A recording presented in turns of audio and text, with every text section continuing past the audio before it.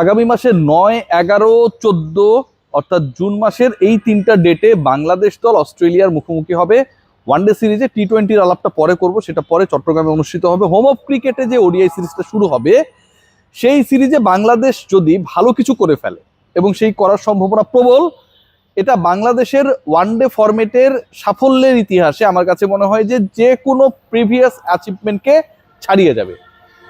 অস্ট্রেলিয়ার বিপক্ষে বাংলাদেশ দল একটাই ওয়ানডে ম্যাচ জিতেছিল, সেটাও কার্ডিফের সোফিয়া গার্ডেনে মোহাম্মদ আশরাফুলের মহাকাব্যিক সেঞ্চুরি বাংলাদেশকে সেই ম্যাচটা জিতিয়েছিল। বাঘের গর্জন শুনেছিল বিশ্ব। এরপর কেটে গেছে আরও 20 বছরেরও বেশি।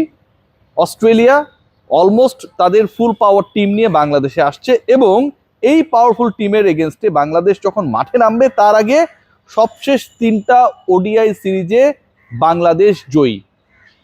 বাংলাদেশ উইন্ডিজের এগেনস্টে জিতেছে, পাকিস্তানের এগেনস্টে জিতেছে এবং নিউজিল্যান্ডের বিপক্ষে জিতে তাদের র্যাঙ্কিং এবং আত্মবিশ্বাস দুটাকেই পিকে তুলেছে।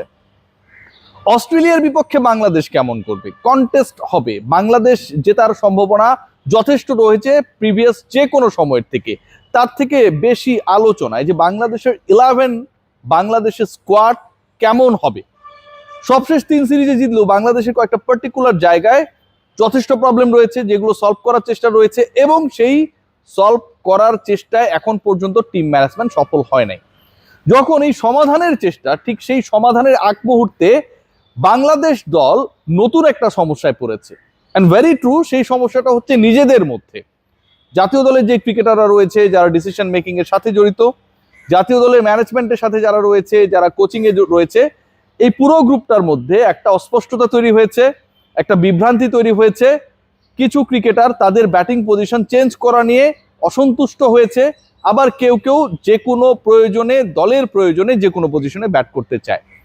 এই যে ঘটনাটা ঘটেছে, এটা মূলত ঘটেছে নাম্বার 6-এর যে আমি ডিসকাশনটা করেছিলাম গতকালকে, ওই 6 নাম্বার পজিশনের প্রপার অথবা 6 নাম্বার পজিশনের জন্য কোনো দক্ষ ক্রিকেটার এখন পর্যন্ত বাংলাদেশ ক্রিকেট দল এনশিওর করতে পারে নাই। একটা সময় আমরা দেখতাম যে ওই পজিশনটায় মাহমুদুল্লাহ রিয়াদরা খেলতেন, মুশফিকুর রহিম যখন খেলেছিলেন 6 নম্বরে খেলেছিলেন, জাকের আলী অনেককে আমরা দেখেছিলাম যে ওরকম একটা ফিনিশিং রোলে বিভিন্ন সময় খেলেছেন।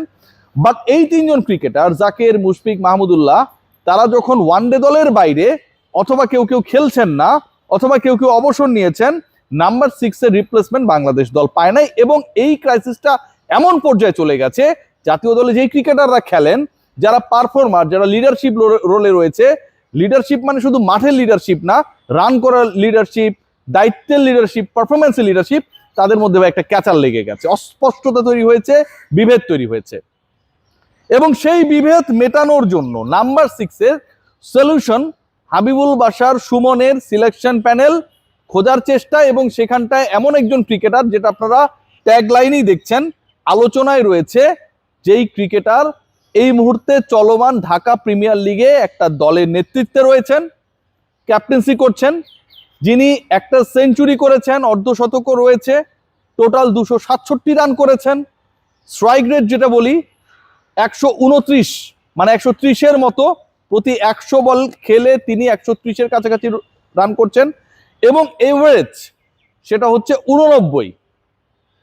5টা ইনিংসে ব্যাট করে 2টাতে মাত্র আউট হয়েছেন, এভারেজ 89, স্ট্রাইক রেট 129। আপনি নাম্বার 6-এর জন্য যেরকম ক্রিকেটার চান, ঢাকা প্রিমিয়ার লিগ থেকে আপনি যদি কাউকে সার্চ করতে চান, খেলাতে চান, চুজ করে ওই পজিশনে নিতে চান, তাহলে he is the perfect one.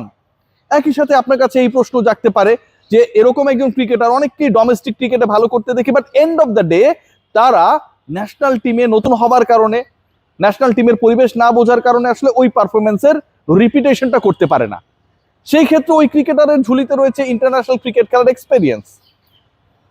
Bangladesh দল টিম ম্যানেজমেন্ট এই মুহূর্তে মোসাদ্দেক হোসেন সৈকতকে নিয়ে যথেষ্ট আশাবাদী, আলোচনায় রয়েছে এবং বাংলাদেশের নেক্সট অস্ট্রেলিয়ার বিপক্ষে সিরিজে মোসাদ্দেক সৈকত, আমার কাছে মনে হয় অন্য কোনো ইস্যুস না থাকলে এই ইস্যুগুলো নিয়ে আমি আলোচনায় আসবো, জাতীয় দলে ডাক পাওয়াটা সময়ের ব্যাপার। আপনি নাম্বার 6-এর কাছ থেকে কি এক্সপেক্ট করবেন? ওইখানে আপনার এক্সপেকটেশনটা থাকবে এমন একজন ক্রিকেটার যিনি দ্রুত রান তুলতে পারেন, 129 স্ট্রাইক রেটে ব্যাট করা, ওয়ান ডেতে দ্রুত রান তুলতে পারেন, এই যে উপমাটা আমি ব্যবহার করলাম সেটার সাথে অনেক বেশি সাদৃশ্যপূর্ণ। তার কাছ থেকে এক্সপেকটেশনস কি? তিনি অপরাজিত থাকবেন, যেহেতু তার 267 রান এবং 90 এভারেজে সেই রানটা করেছেন, 89-90, তার মানে সেই কাজটা তিনি সাকসেসফুলি করছেন।